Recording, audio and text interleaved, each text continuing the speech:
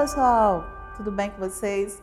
Então, hoje vamos falar de um contexto social que ele acontece de uma forma silenciosa, que acontece praticamente, né, entre 80% a 90% das famílias, que é o abuso. Né? Então, é um contexto onde existem diversas palestras, existem diversos movimentos, entretanto, ainda acontece todos os dias nos lares das famílias. Então, você sabia que falar sobre relações sexuais com crianças, né? Crianças que vai de 0 a 12 anos, com a finalidade, né, de despertar esse interesse nessa criança, não é uma coisa saudável, como também fazer com que essa criança veja jovens e adultos pelados, como também ficar observando a genitália dessas crianças ou adolescentes, né, para você conseguir se excitar, né? Então, tudo isso, gente, é importante que a gente reveja, né, os nossos conceitos, porque fotografar, filmar crianças e adolescentes pelados, né, em posturas eróticas, telefonemas, né, falando coisas obscenas, também uma simples carícia, né, que muitas vezes para esse abusador não fez nada, ele simplesmente só fez uma carícia, que bobagem, só toquei na perna dela, só toquei na barriga dela. Então, essa fala, né, como também ter relações sexual, oral, com uma criança, isso é abuso sexual? Então, são coisas que acontecem no dia a dia, onde esse abusador, ele acredita que não fez nada. Não machuquei, não fiz nada, ela não chorou, ela nem sequer se incomodou. Mas isso é abuso, né? E essa criança? Né? E os acordos que existem com essa criança? Olha, não fala nada para sua mãe, eu sou o seu tio, você é minha sobrinha linda, maravilhosa, que o tio ama. Eu sou seu pai, né? Eu cuido de você. Então, essa criança, ela acredita que aquilo realmente não está acontecendo nada, ela nem sabe. Né? Então, gente, a gente precisa ter muito cuidado com essas situações que foram colocadas. Então, a gente precisa ter um olhar diferenciado para quando acontecer esses telefonemas, essas imagens, esses toques. Então, a gente precisa, né, ter realmente esse olhar para que essas coisas não venham a acontecer. Porque muitas vezes isso está acontecendo dentro das nossas casas e a gente nem sequer, né, está percebendo. Então, a gente precisa ter realmente esse olhar e começar a ligar o sinalzinho de alerta. Por quê? Né? Porque o abuso e a exploração são duas formas igualmente perversas. Né? E faz com que a violência sexual ela se manifeste. Então, mas a criança pode muito bem vir falar para os pais, falar para a tia da escola o que aconteceu. Não necessariamente nessa ordem. Por quê? Se a criança ela não sente nenhum tipo de dor, nenhum tipo de incômodo, se essa criança, se o corpo dela desperta um prazer que ela desconhece, então ela vai falar o quê? Se existem os acordos. Mas se essa criança ela é machucada, ela é acuada, aí sim, se existe isso, essa criança ela pode vir a reclamar do que aconteceu. E se ela for maiorzinha, se ela já conhece, se esse assunto já foi discutido, se ela já viu em algum momento, aí sim, ela pode ficar incomodada. Bom, e aí a gente chega nos sintomas mais comuns. Que sintomas são esses? Confusão, culpa, medo, raiva e perda da confiança. Então, essa confusão, né? Então, o que acontece dentro desse contexto, né? Existe a questão daquele acordo, né? Onde esse abusador, ele fala, ó, não conta pra ninguém, esse é o nosso segredo, tá?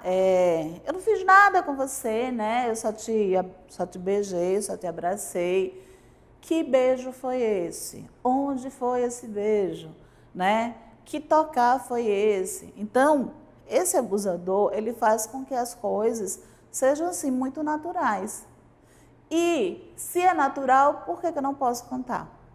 Então, percebam, essa confusão, né, no adulto dito já com a sua estrutura formada causa confusão, imagine numa criança em processo, né, de transformação, tanto mentalmente como a questão biológica. E nessa fase de 8, 9 anos, 10 anos, quando você está nessa fase onde sua mãe diz assim, ah, menina, você ainda é uma criança para isso. Ah, olha só, você já está uma mocinha, você precisa fazer isso, isso, isso. Então você termina sem saber o que você é, se você já é adolescente, se você ainda é criança, você já tem esses conflitos internos. E aí, né, a confusão, a criança pode achar que é normal porque o abusador disse que é. Então é normal, acontece com todo mundo, né? Mas aí, quando ele coloca que você não pode contar para ninguém, que é o nosso segredo, aí isso gera uma grande confusão. Como também a questão da culpa, né? Então, por que eu não fiz nada para interromper? Por que eu deixei que ele me tocasse? Por que eu não mordi? Por que eu não arranhei? Por que eu não gritei? Então, assim, a culpa é minha. Se isso aconteceu, porque a culpa é minha. Então, né, essa culpa vai corroendo essa criança ou esse adolescente. Enfim, chegamos no medo. Né? Então, qual a definição? Então, de ser descoberta pelos outros. Sensação de olhar, né? Então, as pessoas vão olhar para ela ou para ele e vai achar que, a culpa aconteceu isso porque ela quis, foi ela que deixou, né? Por que ela não evitou? Então, esses questionamentos que a sociedade sempre faz em relação a algum contexto. Então, essa criança, né, ela vai ter medo justamente por isso. E aí a gente entra na questão da raiva, né? A raiva do abusador, a raiva de si mesmo, por não parar esse abuso. Então, se meu pai e a minha mãe é para me proteger, né? Então, por que ele não me protegeu de ser abusada? Se a minha avó cuida de mim, por que ela não me protegeu do abuso do meu tio, do meu primo, do meu avô? Se a minha cuidadora, né, que seja quem for, se ela cuida de mim, por que ela não me protegeu?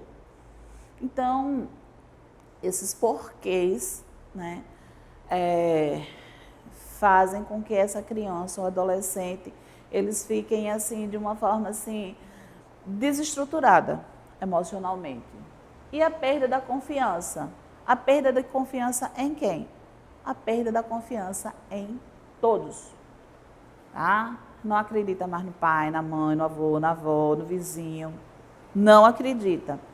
Então imagine, pessoal, esses sentimentos todos juntos, como se fosse um liquidificador, né, sendo triturado de várias formas. Então, essa criança ela fica totalmente fragmentada. e quais são as consequências, né? Então, o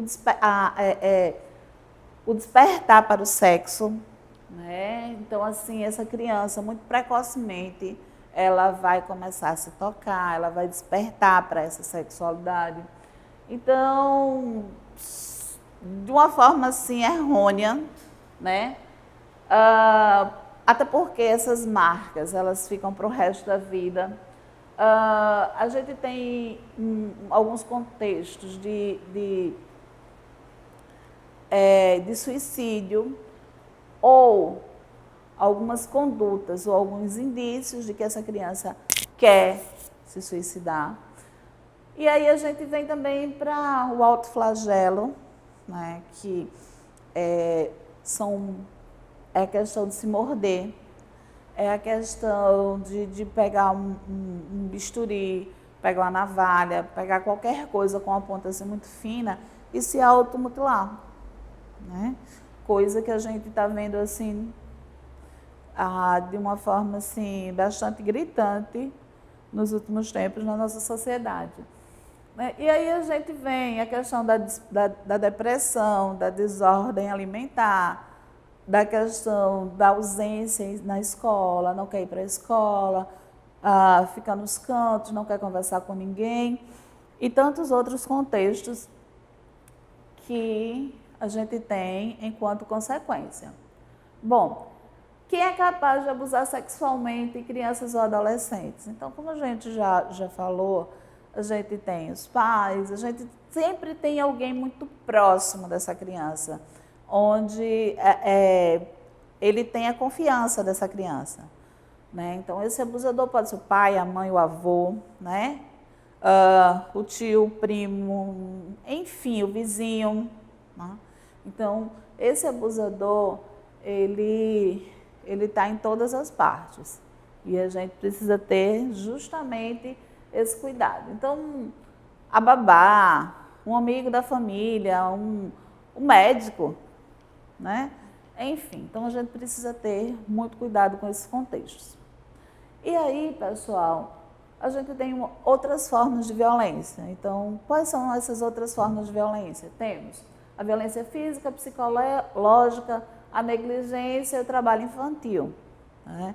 Então, tudo isso faz com que essa criança sofra esse abuso. Então, a violência física, né, é machucar essa criança, é bater, é morder, é chicotear, enfim, é cortar, é deixar ronchas.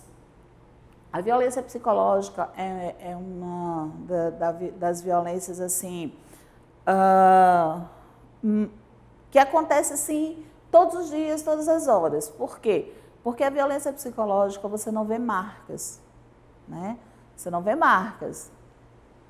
E aí você está ali só falando, só direcionando e esse serzinho não fala nada para ninguém. Então, a negligência, né? Então, assim, é a omissão do responsável na alimentação, no medicamento, no banho, né? Em todos os contextos onde o desenvolvimento dessa criança ele fique de uma certa forma limitado por conta desses cuidados, né, que deixaram de ser promovidos. O trabalho infantil é uma coisa assim que a gente vê muito, né? É a criança se ocupando. A gente sabe que tem crianças que têm que trabalhar, né, para trazer o dinheiro para o pai comprar droga. Enfim, são tantos outros contextos com relação a essas formas de violência. Bom, pessoal, então, né? O que a gente solicita? Que os pais, os adultos, conversem com essa criança, né? Que mostrem a essa criança, né, o que realmente acontece, que ninguém pode tocar no corpo dessa criança, só ela. Então, você tem que conversar, né? Então, normalmente, as vítimas de violência sexual mantém isso em segredo. Então, falar sobre o problema pode levar à superação do mesmo. Então, vocês fazem a prevenção para que não aconteça.